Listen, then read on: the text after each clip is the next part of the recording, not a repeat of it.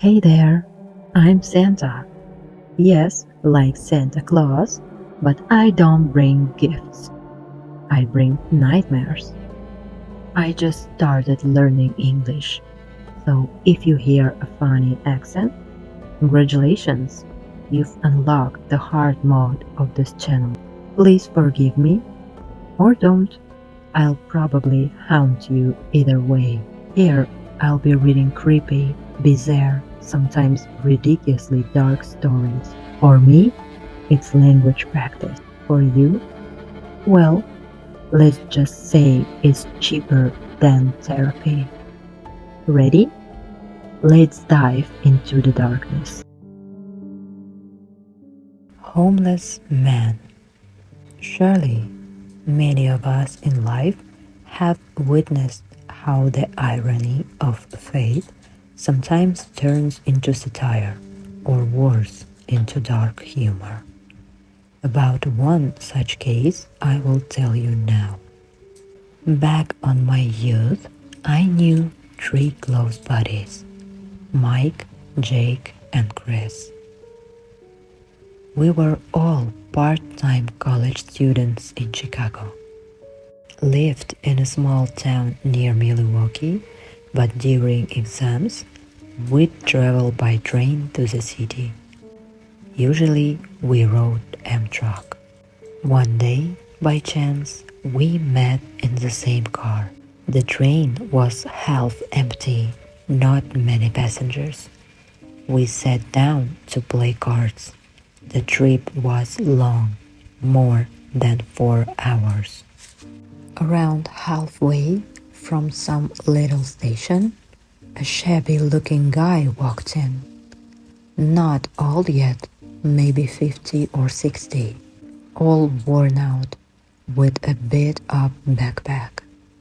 He sat across from us, first just quietly. Then he spread out an old newspaper, unpacked a snack, pulled out a small bottle of liquor, took a sip, munched on a pickle with bread, and began mumbling to himself. At first it was quiet, but the more he drank, the louder he got. We were busy with our game, but we couldn't help listening, and what we heard was wild. This homeless man started throwing out one after another these epic sayings, full of wisdom, humor, and even poetry. Not the same old cliches. No, stuff we had never heard before. Soon we forgot the game and just listened, laughing so hard we could hardly breathe. His jokes carried real philosophy. Each line could be carved into stone. He didn't even care we were there, just kept talking, sipping, chomping his snack. At last, we gave in, sat closer, and struck up a conversation. Up close, I noticed his eyes, bright blue, almost like contact lenses. But where could a broke drifter in the early 90s get contacts? When we exchanged names, the man shook our hands and spoke in rhyme. Mike was broke, now he'll strike it rich like a tyke. Jake, one wife, one life, no strife. Chris, cheated dead, and that's his bliss. When it was my turn, he said a line too, but I'll censor it here. That's a story for another time. Back then, we laughed and moved on, but his words stuck in memory, and years later, they'd come back to haunt us. In the early 2000s, quiet, modest Mike suddenly started a business in Florida. Strangely enough, it's boomed.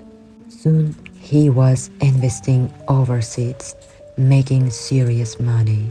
His friends whispered about yachts worth millions and a private jet.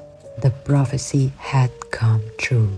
Jake, unlike the others, stayed with his first wife all his life, and he was happy. But the strange line the man spoke to Chris, cheated dead, that one gave us chills. For years, no one understood. Until one day, Chris' body was found by passers-by under a highway overpass. The killers were shockingly kids. The oldest was 14, the others just 10 to 13. Late at night, they ambushed him, beat him with bat just for fun. One blow to the head ended it. Then they robbed him and left his body under the bridge. At the trial, Jake suddenly recognized the oldest boy, but he couldn't place him until the kid lifted his head and started mumbling. Memory struck like lightning. Years earlier, one winter, Jake and Chris were driving home from fishing. They saw black smoke rising from a house. Inside, children screaming. Neighbors stood and watched, afraid to act. Chris shouted to Jake, "Jake, to the window!" Then he kicked in the door and ran inside. Within minutes, he came out, dragging a little boy, maybe 4 years old. He handed him to Jake, then went back inside. Soon another boy, older, jumped out the window into Jake's arms. Chris himself barely stumbled out alive. The mother, drunk, half-dressed, showed up screaming, "Ray, Ray, thank God you're alive." The older boy was named Ray, saved by Chris that day. And now, years later, it was that same Ray who killed Chris under the bridge. What kind of twisted irony is that? And the biggest mystery, who was that strange homeless man on the train? And how did he see the future of 3 random students he had never met before?